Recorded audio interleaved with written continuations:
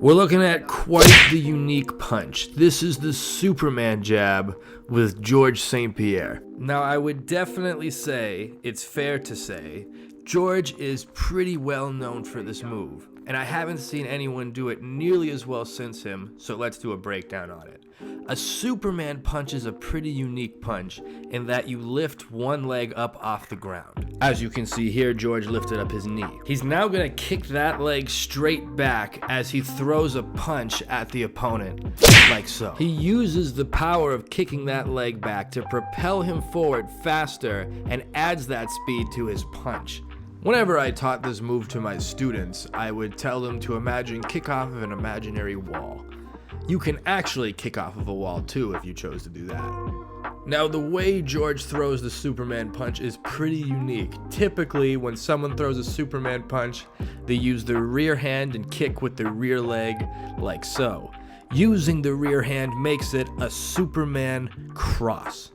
What makes George unique is that he punches with the lead hand and kicks with the lead leg, like you're about to see here. When the technique is performed with the lead arm and the lead leg, this is what we call a Superman jab, and this is the type that George St. Pierre specializes in. Now, the Superman jab is particularly hard to deal with for a couple reasons.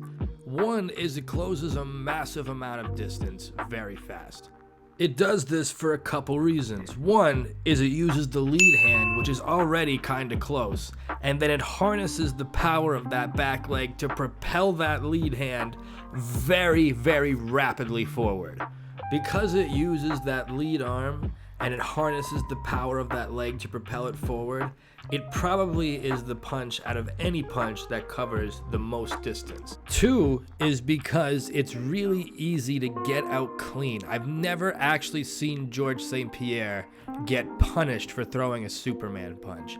He's able to somehow close a lot of distance and then maintain that distance just in case it fails. So watch, maintains the distance and gets out. He's never actually been punished for missing a Superman punch.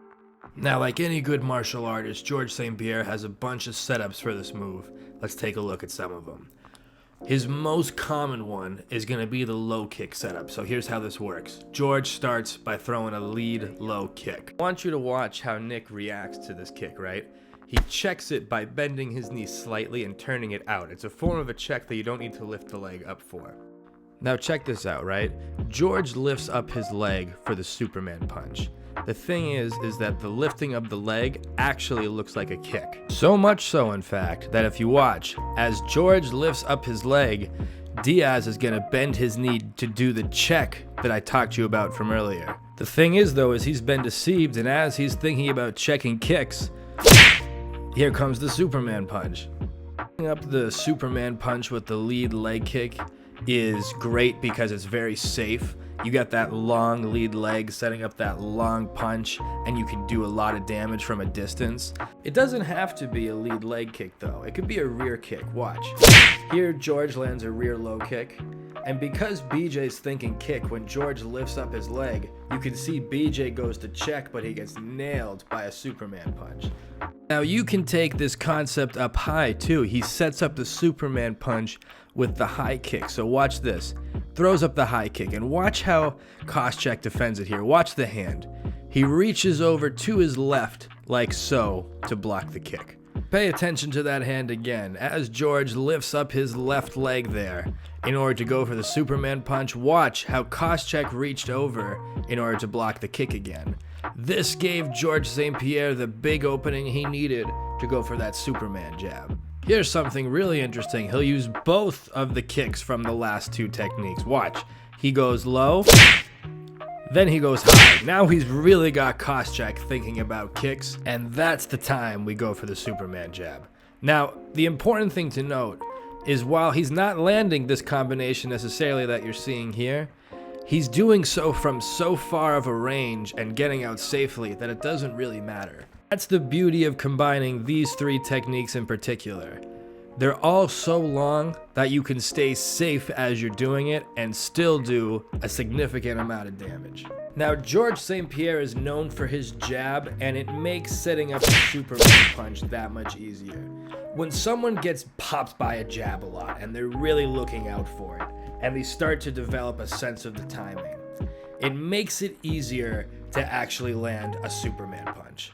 This is because it's similar to a jab. It's with the lead hand, but it's also very different. It covers much different distance and it has much different timing. So just when you get used to the jab, the Superman jab could be lurking around the corner with completely different timing and completely different distance. Final setup we'll talk about.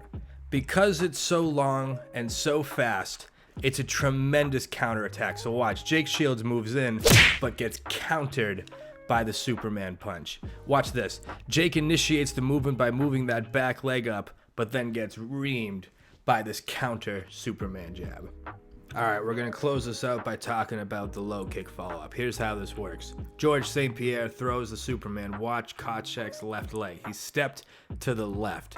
He's actually stepping right into George's rear low kick when he does that. It's beautiful. It's also a great counter for when someone's moving backwards too. So George throws a Superman as he backs away. It's just a great follow-up to a great technique. Haven't really seen someone do this follow-up or the Superman jab since George. George, we miss you a lot. Fantastic times watching you.